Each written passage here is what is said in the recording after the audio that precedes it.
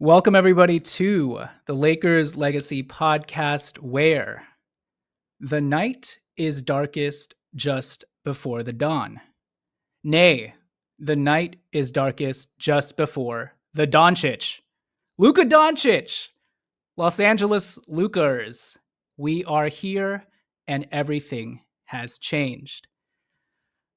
I'm your host, Jonathan Hernandez, and I'm joined by my co host, Tommy Alexander, for this quick emergency reaction pod. And Tommy, the JHS era is finally over.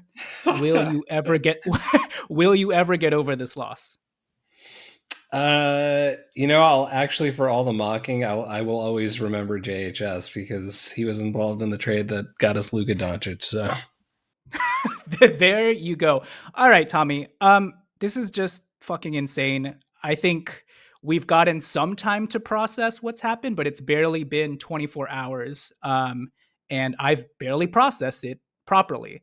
Luka Doncic is now a Los Angeles Laker. Anthony Davis is now a Dallas Maverick. And let's go from there. So,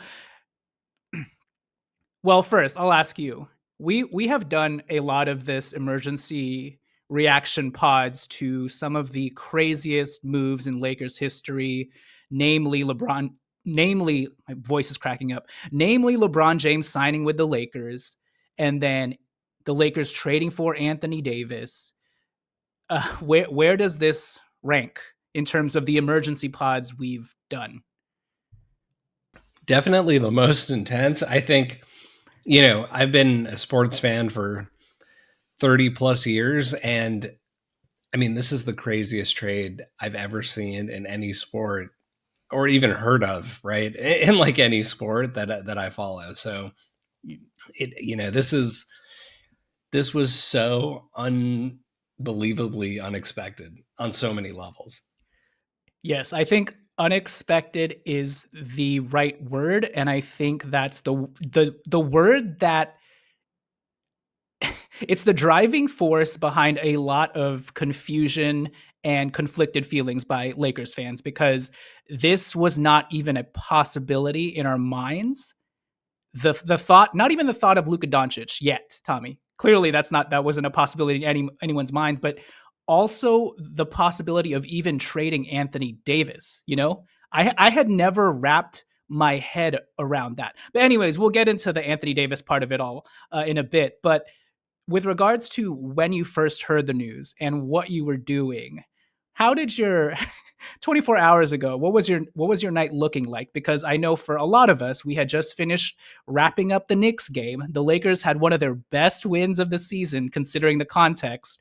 Ironically, without Anthony Davis, that was the first time Rui Hachimura, Jared Vanderbilt, DFS were all healthy, and we're like, oh shit, we got something going on. And then the whole world flipped, and I was like, who the hell cares about DFS, Rui Hachimura, and Jared Vanderbilt? But yeah, what were you doing when that news happened? The through line is going to be pretty similar for all of us because we first saw the Shams tweet, but what were you doing specifically? Yeah, so I think I mentioned it a lot when we record these. Like I tend to watch most of the games on DVR. So the next game, it started a little early on Saturday night, so I caught up sort of around the time that the game actually ended live. So I finished up the game. I was just like kind of chilling. I was like kind of reading, following the news and following Twitter post game and seeing what people were talking about. I mean, it was a really good win. I thought we beat New York pretty well, and they've been playing really well, especially at home, and their offense has been clicking, and our defense looked really good even without AD. And I was like, okay, this was like a pretty good win. It's shaping up to be a nice Saturday, sort of relishing that win. And yeah, I'm just scrolling like normal and I see the Shams tweet. And I think, I've watched a few reaction videos of people like live, having, been recording live streams or something while they were reading the news. And I had pretty much the same reaction to everybody else had. I saw the tweet and I was like, that is it's like an AI generated tweet. You know what I mean? It's Yeah. like, he's obviously hacked. And then I saw like this follow-up tweet where he was like, "No, I was not hacked. This is real," or yeah, like, "Yes, this is real. I was not hacked." And then I was like, "That's hilarious. This hacker's got like a sense of humor."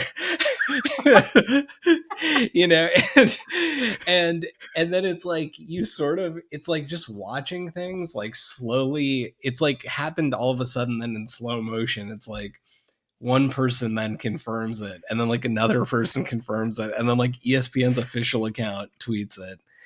Yeah. And then pretty soon I'm just like, wait, what even was the trade? Because I just know that I saw Luka and Anthony Davis, and I just like my eyes glazed over. And so it Yeah. was just such a roller coaster. But yeah, that's just, having a Saturday night at home, and that's what happened. So I think I was looking at our text progression, and we did not even send each other the first Shams text, because I think you and I totally dismissed it like everybody else. Shams was hacked. I'm not even going to pay this any mind. For me, I was lapping up the Lakers' victory against the New York Knicks. Got some late Panda Express for me and the missus, Oh, after spending a nice day at the Huntington Gardens for some Lunar New Year festivities. So there I was, scarfing down my honey sesame chicken breast and fried rice, and the hack tweet came through. I read it quickly, and honestly, I was just like, okay, that's funny. I pretty much agreed with everyone who was saying Shams got hacked, and I kept on scrolling through. I was like thinking about, what videos I wanted to clip up for the post game of like the Lakers Knicks game. That was where my mindset was at. And then you sent me the follow up tweet. Yes, this is real. Sources tell ESPN full trade. And you said, in all caps, wait, LMAO with four O's. What in the flippy fuck? I think you meant flippity, but you said flippy fuck. And I in no caps just said, wait, what? And from there, as the further confirmations kept coming in, I felt like my jaw kept dropping lower and lower. And my fiance was sitting next to me as we're eating panda, and she literally commented, "Should I film your reaction right now? Because you look hilarious." She's like, "I think this is gold." And I was like, hold on. I was like, I literally told her to back off. I was like, let me process this. I was like, I apologize if I'm not present in the moment, because I'm just trying to wrap my head around this. And so, yeah, it took me on a tailspin that I will never forget. My fiance said that I pretty much, I don't remember what my reaction was, but she just said that I kept saying, what the fuck, like a million times, and like completely malfunctioning. And what's funny is, I after I kind of came down from that haze, I opened up my Panda Express fortune cookie, and guess what my fortune read? It said, delight in the unexpected. And I was like, shit, the hey, unexpected is right. Let me see if I can delight in it. All right. So, with that said, panda, panda, panda, panda. Brah!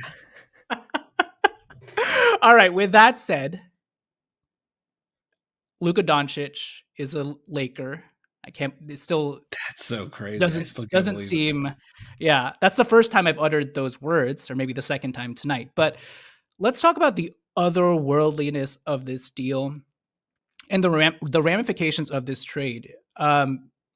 This has to be the biggest midseason acquisition for the Lakers in our lifetime, right? Because what was the last one of even close to this magnitude? It has to be Pau Gasol, because that happened midseason. Except in the Pau Gasol deal, we traded for the number 2 guy to join Kobe. In this trade, we are trading for the number 1 guy for years to come, which is wild. That typically doesn't happen in a midseason acquisition, Lakers or otherwise. And yeah, deals like this just don't happen, not in this way. Um, but yeah, how would you describe, before we get into the nitty gritty of like the logistics of the deal, Anthony Davis, Luka Doncic, just talk about the deal in macro. How would you describe how you even processed it, if you could process it at all? Because I think for a lot of people in the NBA, the main thing was, we've never seen anything like this. So, in your own words. I mean, yeah, it's like there's never been anything close to this. Like I said at the top, like not just in the NBA, but I haven't seen anything like this in any sport. I mean, to put this into context and like to put this, I guess, in the Lakers context, Kobe Bryant was 25 years old in 2004, not that long removed from, the three-peat, and then, we lost the following year. And then I think 2004 was right after that we lost in the finals to Detroit, or maybe that was 2003, but it was around that time, right? Mhm. It would be like if at that time, the following season, mid-season, completely out of the blue and unannounced, we traded Kobe for Sean Marion and Jason Kidd, like that rumored trade from back in the day. And it's like, But look, yeah, at that time, like Jason Kidd was probably in his early 30s. And he wasn't the Jason Kidd from Dallas. He was like a clear future Hall of Famer, but like still like young and in his prime, like averaging a triple double, almost. And one of the best facilitators and also perimeter defenders in the NBA at that time. And Sean Marion was like a borderline all-star and rising star. So, it wouldn't have been that unreasonable, but like that's but it's still like you're trading Kobe Bryant, you know what I mean? And I think yeah. that puts in context, I think, a little bit how crazy this trade is. And like you look back at like NBA stars, LeBron left at around this age when he left Miami, or sorry, when he left Cleveland the first time, but he left in free agency. Kevin Durant was around this age when he left OKC, but he left in free agency. It's like you go down the list, it's like guys this age, just about to like enter their prime who have this like level of accolades, like they just don't get traded. And they don't get traded because it's impossible to get equal value back. And certainly they don't get traded in the manner that Luka was traded here, where it's just Yeah. like, there's no word of this. And then all of a sudden the next day he's traded and 28 GMs are like, I didn't even know he was available. You know what Yeah. I mean? So it's like, it's just a completely bizarre situation. And I think that's part of what made it so hard to process is just how abrupt it all was. It wasn't even like a Mhm. buildup where it's like you get one night to sleep on it and it just That's feels true. like Yeah. this outlandish rumor you see right before you're about to go to sleep, or something. And then you're like, that's probably not going to happen. And then it drags out and then fizzles out. And then that leads to like, you see the narrative, and then that leads to like, well, the Lakers are lining up their books to have max cap space in 2026 so they can sign him as a free agent. And then that starts the speculation train. Yeah. But not just like you wake up one day and it's like, or you just like up one night and 9:30 at night, it's like, boom, Luka's a Laker. And you're like, wait, for AD, wait, we just beat the Knicks by like 15 points. We're like 8-2 in the last 10. Max Christie just gave a post-game interview like 20 minutes ago. Like, what is happening? Yeah. The thought progression didn't line up or sync up in any way, and to your point, how many people did we see, including ourselves, like when you see the reality of the situation sink in that moment, I've never seen so many like catatonic faces just like go ghost white because it literally can't compute, and it's funny looking back on the tweet, the tweet that we all said, oh, that's a hack, or that Shams got hacked.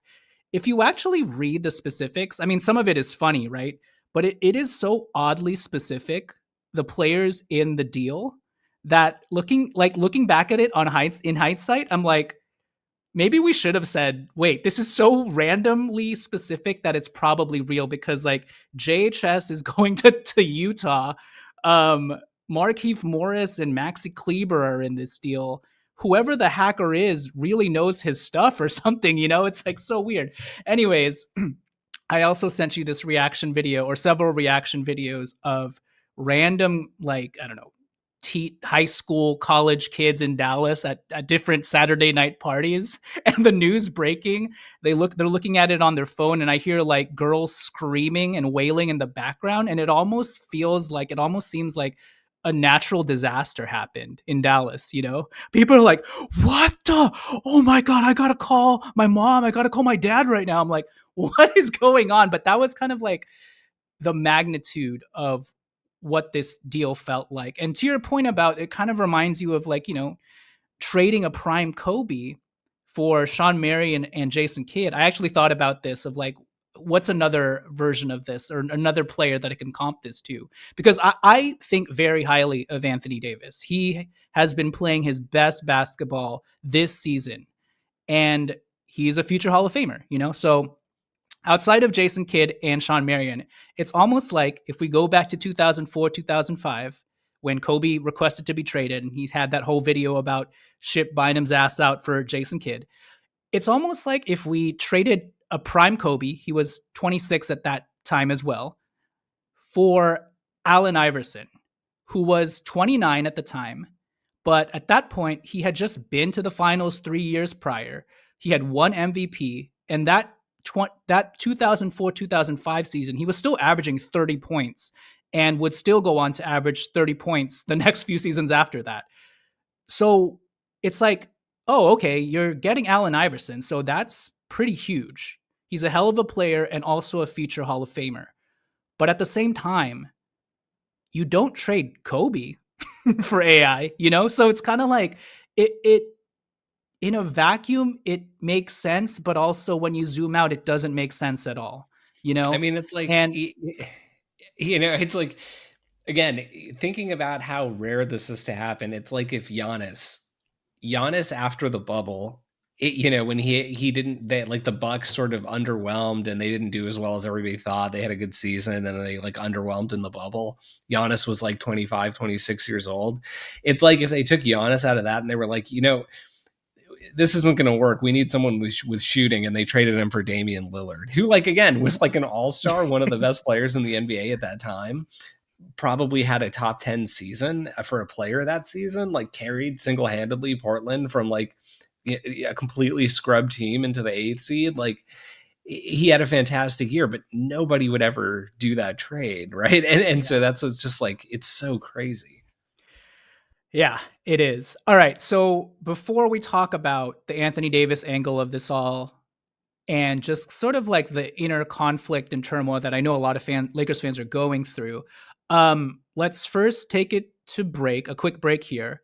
But before we take it to break, let's quickly talk about our sponsor, Underdog Fantasy, because with the big game between the Philadelphia Eagles and the Kansas City Chiefs right around the corner, now is the best time to jump into some fantasy prop betting with the Underdog Fantasy app.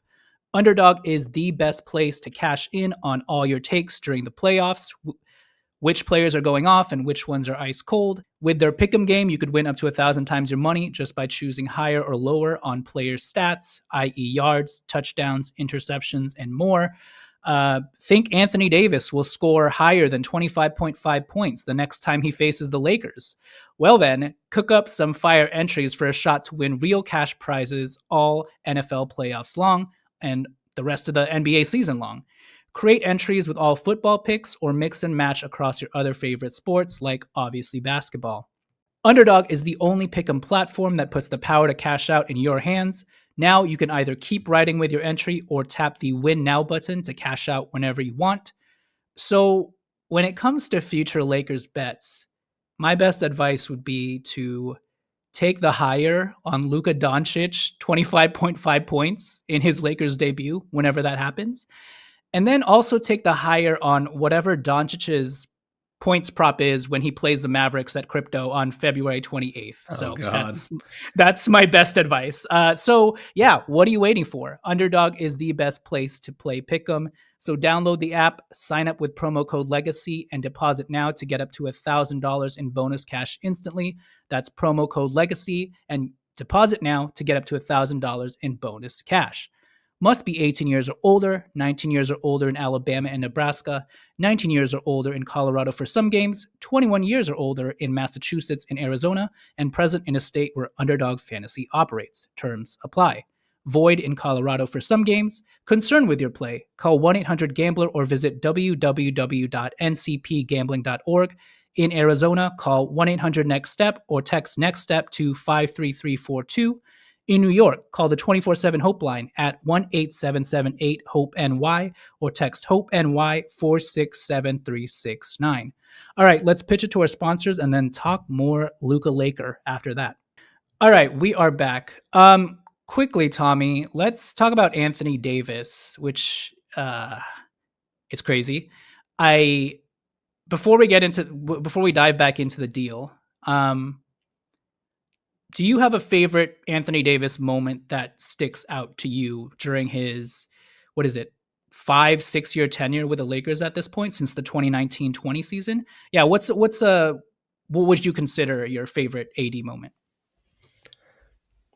I think I'm gonna cheat and say two, but the Okay. first one is definitely the game two shot in the playoffs in the Western Conference Finals against Dallas in the bubble.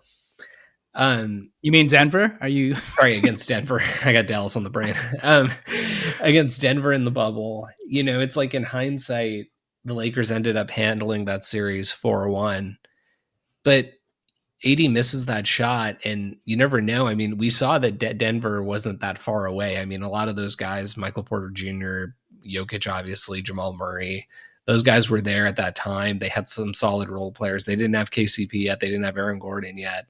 Um, but you know, they were clearly a team on the rise. AD misses that shot, it could go completely sideways. So that's definitely number one. That was a huge shot that directly had an impact on us winning a championship that year. And then number two, I'll say that I want to say it was game six, but against the Memphis Grizzlies a couple of years ago when we made the Mhm. run to the Western Conference Finals, but in the first round we're playing Memphis, and you know, it's like the game is going off the rails and we're kind of blowing them out. And AD just has this like alley oop. I forget, maybe D'Lo. I can't remember who threw the lob. Yeah, I think But he somebody dunked over like Jaren and Jackson, he right? dunks over Jaren Jackson Jr. and Jaren Jackson just falls down, and AD like lets out this giant like scream, and I'm Yeah. just like, yeah, that was pretty epic. Yeah, that's the iconic picture of AD flexing both of his muscles, right? And Yeah, he's has his mouth wide open. Yeah, that was amazing. And yeah, the iconic game winner buzzer beater against the Denver Nuggets off the inbounds pass from Rajon Rondo, where he turns around and yells Kobe. Yeah, I'll never forget that moment. I think for me, maybe this is cheating, but honestly, one of my favorite moments was Anthony Davis's preseason debut with the Lakers against the Golden State Warriors, because that was literally the first time we saw Anthony Davis in the purple and gold, and he made such a huge impression. And maybe this is obvious to some people, like, ah, of course he would. But for whatever reason, I was watching the Golden State Warriors broadcast of that game, that first preseason game with Anthony Davis, and they were so shocked at how monumentally better the Lakers were. Because if you remember that first preseason game, Anthony Davis was wrecking shop. He was getting like multiple offensive rebounds and putbacks, and the Warriors just looked helpless against the Lakers. And to the point where the Golden State Warriors broadcast was like demoralized. This is a preseason game, okay? And they're like, the Lakers are just too big with Anthony Davis. And I was like, that was the first time in my life where I was like, oh shit, this is going to be different. And that was the first time that it hit me that we have Anthony Davis. And from there, we ended up winning the championship that season, you know? So that was one of my favorite moments. And then in terms of like one play, I don't even remember the specific game or who it was against, but I just remember Anthony Davis running back in transition. It might have been against the Warriors. I think the ball went to Andrew Wiggins, and when he jumped to try and finish at the rim, AD swiped down at the ball to try and steal it, but he missed. Then he kind of got spun around a bit, and then with his head still turned, he ended up still blocking Andrew Wiggins' shot with the back of his hand without looking at it. And to me, that was just like a perfect example of Anthony Davis's ubiquitous defensive presence, that he could make two different defensive plays midair and still totally shut you down, you know? So, um, all right, with that said, let's talk about sort of how conflicting this trade was, because I think the in our Lakers fandom history, the most similar trade that I can sort of correlate this to is the Pau Gasol and Lamar Odom for a Chris Paul trade back in 2011, the trade that got vetoed. because in during that time, Chris Paul was, I don't know, 27, 28, like very much in his prime. Pau Gasol was like 31, literally the same age AD was, and AD is much better than Pau Gasol this season than Pau was then. But in terms of like the emotional impact that it had on Lakers fans, and for me, it was like both Pau and Odom, because Lamar Odom was, my favorite Laker at the time. And so in my head, I was like, shoot, we're like, are you kidding me? We're losing Pau Gasol and Lamar Odom, but at the same time, you're like, wait, but we're getting Chris Paul to pair with Kobe Bryant and Andrew Bynum. It was one of those deals where it's like both things are true, both feelings are valid. Like, I hate this deal, but also I understand it, and I'm probably gonna love it in a couple days. I just need to process everything. And so, to be fully transparent, when I realized that this deal was actually happening, I was not a fan of this trade initially. All I was thinking about was Anthony Davis, that Anthony Davis was off of my team, one of my favorite Lakers ever. And all I was thinking about was AD and the current path that we were on this season, in terms of we had just come off this win against the New York Knicks. I saw the vision, Tommy. Versatile forwards left and right. We were coalescing. LeBron James seemed like he was ready to kick it into high gear. We add Anthony Davis to this group, and it's off to the races from there.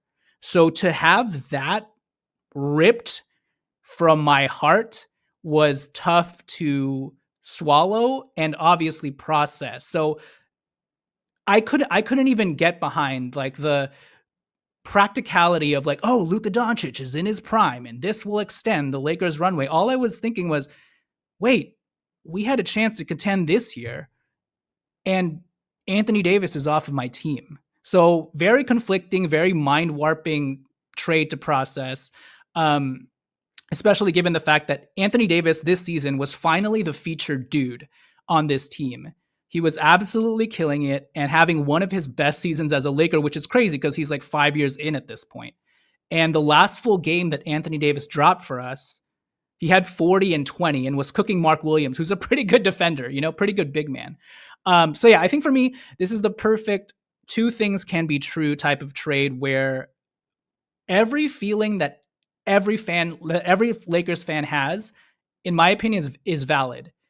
You can love Luka and the Lakers' future, but you can also very much hate that we traded AD, did him dirty, and cut our chance at a contending run this season, in favor for a potential longer run the next 5 or 10 years. But I think it would be foolish to not think about, in our excitement for Luka, like what we actually sacrificed, because I do think that we sacrificed something, even though like logistically in the trade, we like everybody's saying we fleeced Dallas, right? But I think for a lot of fans, they are coping with the fact that we sacrificed a shot to really go for it in the open West this season, because in my opinion, they were close, especially with what we saw in that Knicks game with all of our forwards healthy. And so, and that's not to say we're not going to make the playoffs or we're not going to go for it with Luka, but in terms of like thinking about like how long it's going to take for us to sort of coalesce as a unit, understand each other. The fit seems very clunky right now. Luka and LeBron seem redundant. So yeah, take me through kind of like, I don't know, how you feel as a fan and whether you understand. I know, especially for you, you're particularly very excited about Luka Doncic, which you should be. But I also know there are a lot of fans like me who are just like, fuck, we traded AD. Yeah, and so I totally get the feeling. And to me though, I just view the feeling as more of a statement about Luka than about AD. AD is a phenomenal player. He's elite. He's a Hall of Famer. He's having a top 10 type of season easily right now. I know he wasn't like an all-star starter, but if the season ended today, AD would certainly be in the conversation for first team all NBA, if not, and if not first, certainly second. He's having like that type of season. He had that type of season last season. But Luka Doncic is just like a generational talent, right? And here's the thing about Luka, right? It's like we have these discussions of often on the other end of the spectrum when people are talking about like, oh, we want to trade Jackson Hayes so we can upgrade our center position, let's go get Jonas Valanciunas, or that's not even a great example, but like some guy who's like mid just because it's like, let's change the uniform and put a new face in front of me, right? Type of thing. And we always talk about like, look, there's bad. You might think that Rui Hachimura is bad on defense, for example. Look at this video of Nikola Vucevic playing defense. It's like a spectrum, you know what I mean? And I think the same thing goes on the top side of the scale. It's like AD is really, really good. I just think that Luka, there's another tier. Luka not playing defense, Luka out of shape, Luka playing on one leg and smoking a cigarette, you know what I mean, during games is like still completely just torching the NBA. I mean, this guy, 6 years in the league prior to this season, he's been first team all in. That's not a fan vote, right? First team all NBA 5 times. He's second in points per game in the playoffs. He's a playoff riser. He doesn't like, his stats don't like stay neutral or go down. He actually gets up for the playoffs. He's got like the 6th most triple doubles in playoff history already at 25 years old. He's carried some really, really mediocre to poor rosters to like pretty good success as a second year player. I mean, he was like torching the Clippers. I mean, it's just, this guy sort of stands on a different level. And that's not like an indictment on AD at all. AD is extremely, extremely good. He's an NBA champion. And frankly, until Luka does that, Luka doesn't have a strong case that he's better than anyone else who's had like, runs early in their career where they put up stats. I mean, no, like, look, to be clear, these are like generational stats that he's put up, but still, so Luka has some things to prove. But, I get it. I get both sides. And of course, I think like one thing that made the timing of all this tough is like I was sort of alluding to earlier. It's like we are 8-2. We've spent the most of the season having like a negative point differential despite being in, the top 6 seeds in the West. We kind of just sort of hit neutral on our point differential finally. Like, that's been trending up. We've been winning some road games. We've had like a pretty strong Grammy trip, even though AD got hurt. Only game we lost was second night of a back-to-back against the Sixers, who had won like 4 in a row at that time. So, things were, to your point, like kind of trending up. But then it's like you look at it sort of from the other lens, and it's like, okay, we still very much are battling for a top 6 position. Who knows if we're really a contender? Of the top 4 seeds in the West this year, the only one we've been able to beat is Memphis. In the games against the other top 3, Oklahoma City, Houston, and Denver, were like a minus 50 something points in like, differential in those games. And look, I know we haven't had DFS for those games. I know we've gotten better and we were hoping to maybe make some trades and get even better. But this trade is just like putting the emotions aside, because AD had like a really nice run with us. Maybe he'll get his jersey retired. I don't know. He's going to be a Hall of Famer and he won a championship here. So it's very possible, right?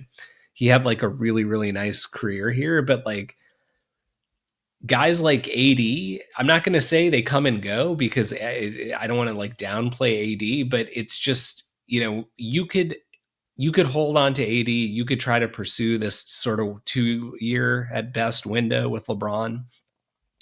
And maybe you try to dump AD and get something on the back end when LeBron retires.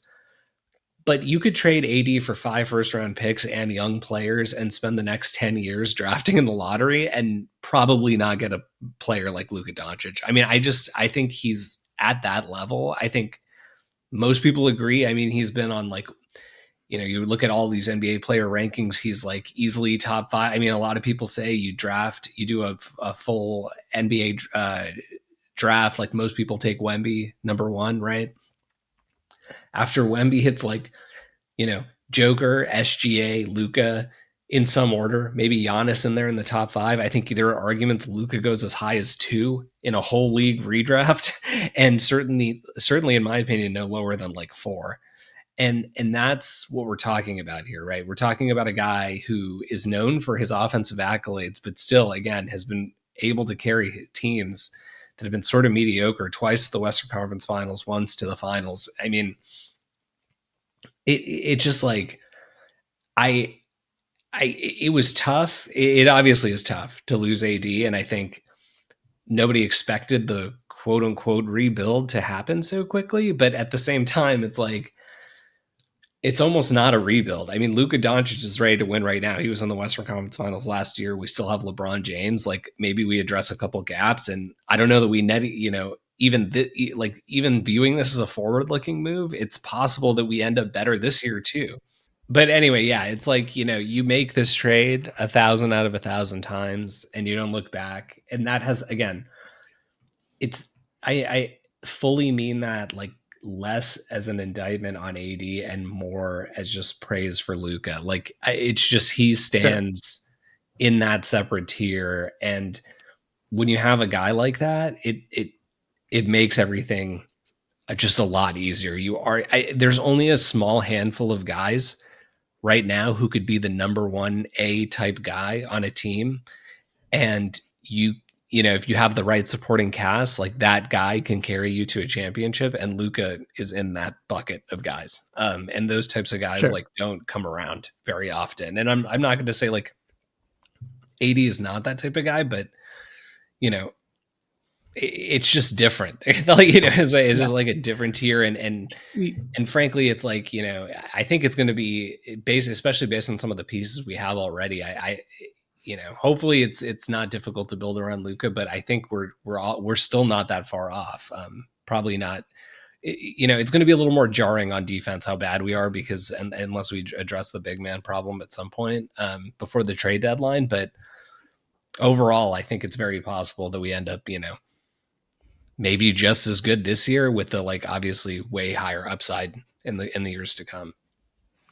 Yeah, for sure. We'll see. And I agree with you in terms of just like you do this trade 1,000 times out of 1,000, maybe 999,000 out of a million. I don't even know what I'm saying with my numbers anymore.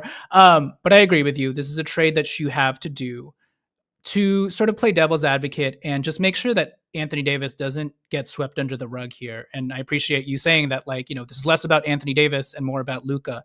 How much of a different discussion would this be if Anthony Davis was, I don't know, 27? Because we were saying these same things that we're saying about Luka now about Anthony Davis.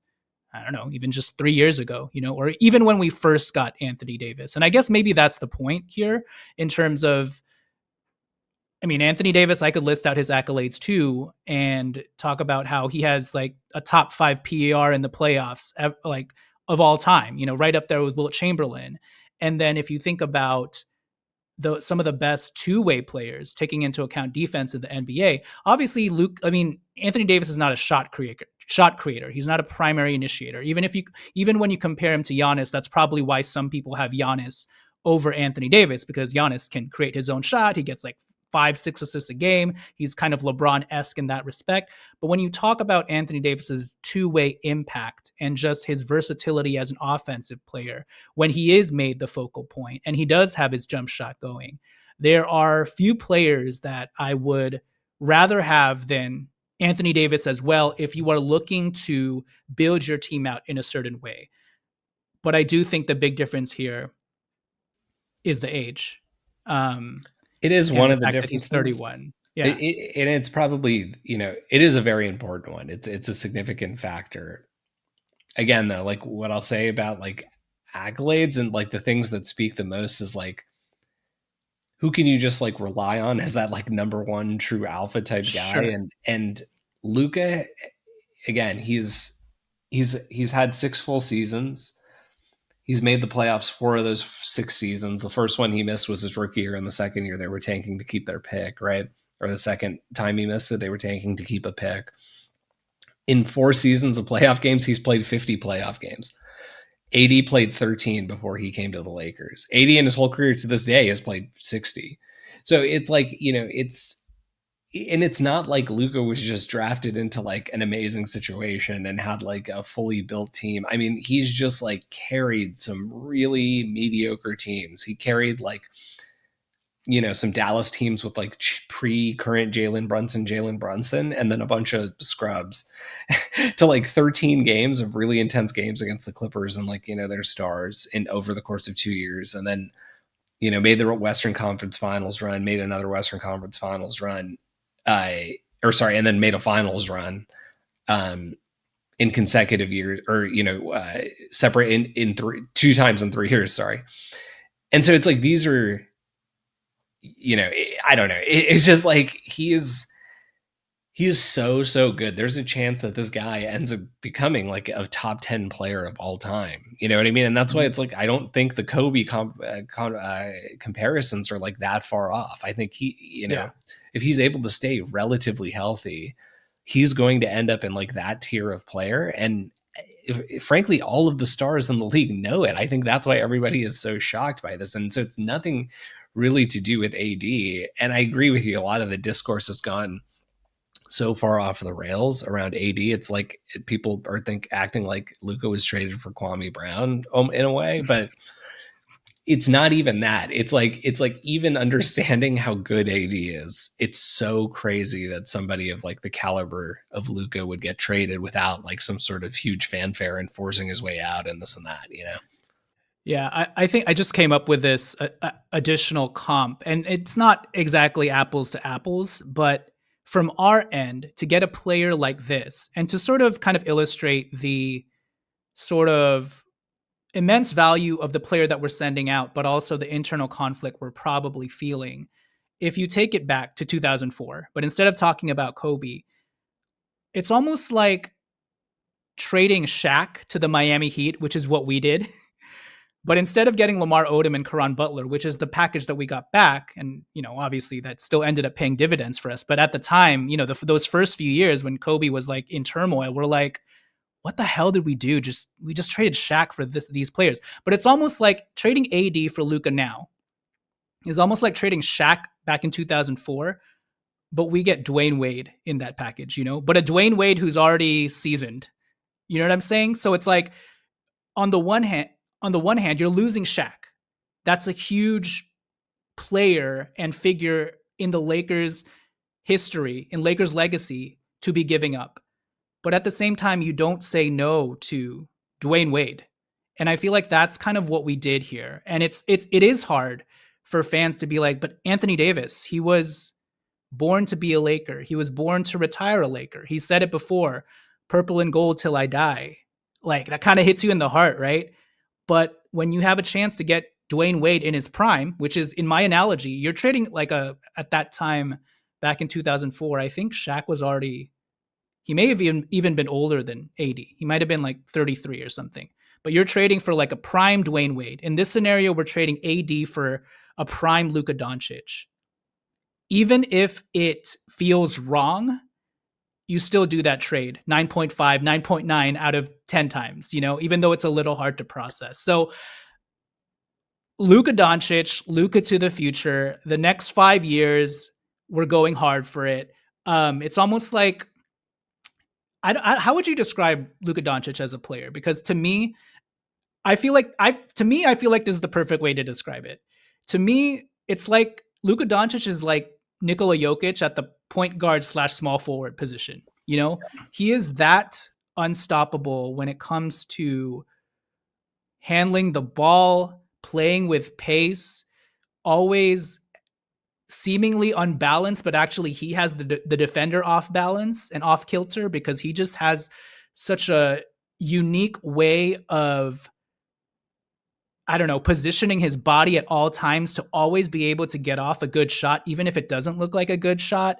And then his playmaking, his vision, it is very LeBron-esque. It is very Nikola Jokic-esque. Like he doesn't really pop off the page in terms of explosiveness or athleticism, but I mean, he's averaging nearly a triple double every season, like Jokic, which is insane. He's hitting 4 threes a game. I mean, it's not as high a 3-point percentage as you'd want, but for a player of his ilk to be knocking down 3.5 to 4 threes a game is insane. Yeah, how would you describe Luka Doncic as a player? I would say Luka Doncic is I don't have a better way of saying it. He's a generational franchise changing talent. I mean, he's just in terms of on ball creation, probably the best, certainly at the size, right? But probably the best the NBA has seen since LeBron came into the league, right? It's like, of course, he has his game is not exactly the same as LeBron's, and mostly with respect to athleticism, but in terms of on ball creation and vision and the way he's able to fire these passes like across the court, like before defenses can react, nobody's done it like him except for LeBron. He shoots, 35% from three on high volume, which is not, like you said, amazing. I think it's like slightly below league average, but these are, if you look at difficulty metrics, among by far the most difficult in the league. I think he takes like top 10%, three pointers by difficulty. Um, he gets to the line a decent amount. I think we're going to actually be in for a lot of frustration. I mean, you'll see it. He's kind of known for being a hothead, right? He's always sort of in the way sort of that like Kobe was always pushing the limit of how many technicals you can get in a season before you get suspended. Luka's like right there too. He is like LeBron. He initiates a lot of contact, and because he initiates so much, it's he often doesn't get as many calls as he probably should. Um, he Dallas has figured out ways, I think, to hide him on defense. He's sort of got the LeBron problem where it's like he's out of position, right? So it's like he's probably best suited guarding twos that aren't big time ball handlers on the perimeter. But he plays point guard, so you need to like supplement him with a good guard, which begs questions about what happens with Austin Reeves, because Austin isn't really known for his defense, right? But yeah, I mean, this guy is 6 seasons in the NBA. He's averaging 29 points a game, 8.3 assists, 8.7 rebounds, shooting 47% from the field. We know the degree of difficulty of the types of shots he takes and how he's double and triple teamed all the time. I mean, this dude just like, again, if you have the right supporting cast, we saw the right supporting cast was,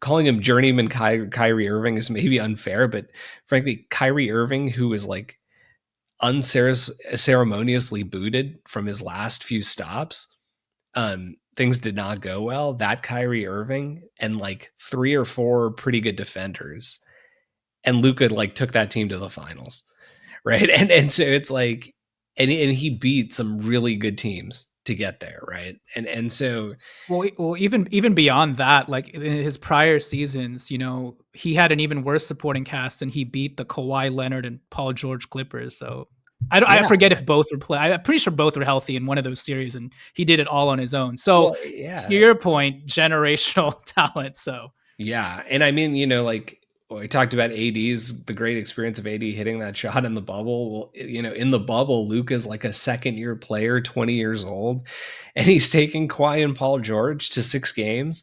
And, those guys both in their primes, like 2 of the best wing defenders in NBA history. They had Pat Bev on that team. They had Nick Batum was on that team. They had all kinds of length and elite defense to throw at Luka. And he hit game winners. He was just like going 1-on-4. Like it was like watching, honestly, Kobe. Like when Kobe was having those series against the Phoenix Suns, right, and almost carried us to wins in those series. That's like was what Luka was doing as like a second-year, 20-year-old player. It's like that level of like we have never seen this before. And I think, I keep describing this as like we've got like an 8-year runway of a lot of fun, but I mean, honestly, we've got like a decade. Like this guy should be able to, again, if he can stay moderately healthy, which he has been able to generally until this year, he's played in 85+% of the games most of his first few seasons. So it's going to be interesting. One interesting thing I saw about him this year is that his usage is down compared to prior years. And so like, maybe that's been a change in their offense there, but hopefully that bodes well because, he is a much higher usage player than AD, but AD's usage was up this year and Luka's is a little bit down. So, hopefully that's not too much of a shock. I guess. I mean, obviously it will be, but maybe that lessens it a little bit. But yeah, it's going to be interesting to see what we can do. I think we had two needs before we got AD. We have two needs after we now have Luka, but Yeah. it just feels like the upside at the end result, if we can address those needs, just ultimately to me just feels a little bit higher, just because of the level of talent that we got here. And again, not that AD wasn't that talent, but it just, LeBron is 40 years old and Luka can literally carry you to playoff wins, no matter what kind of defense you're throwing at him, which I think is pretty key. And I think when you're thinking about like generational talents that you start your franchise with, yes, you could go the two-way player route with Anthony Davis, where he is the solar system defensively. But typically, teams go with the offensive solar system that is the Luka Doncic's, LeBron James of the world, especially when they're putting up generational numbers like he is. Again, it's Jokic at the point guard shooting guard position in terms of how he can manipulate the entire court and the entire game to his liking, essentially.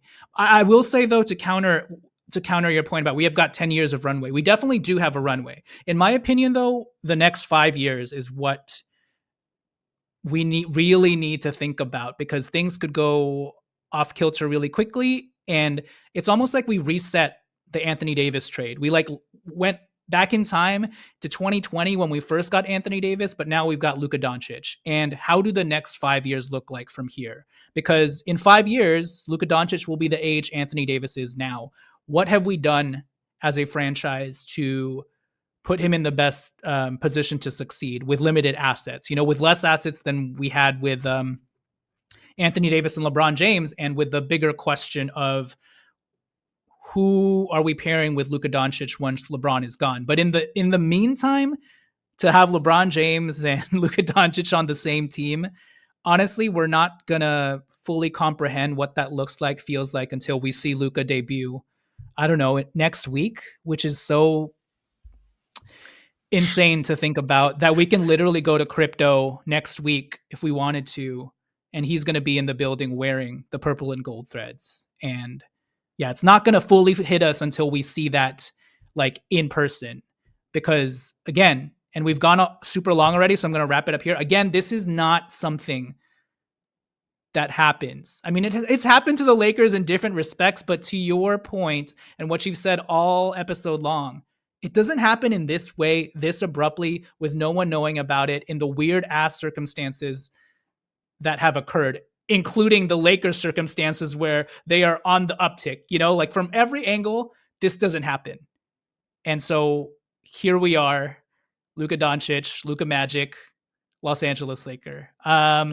We have a lot more to talk about as the week goes on, because we are in the thick of the trade deadline.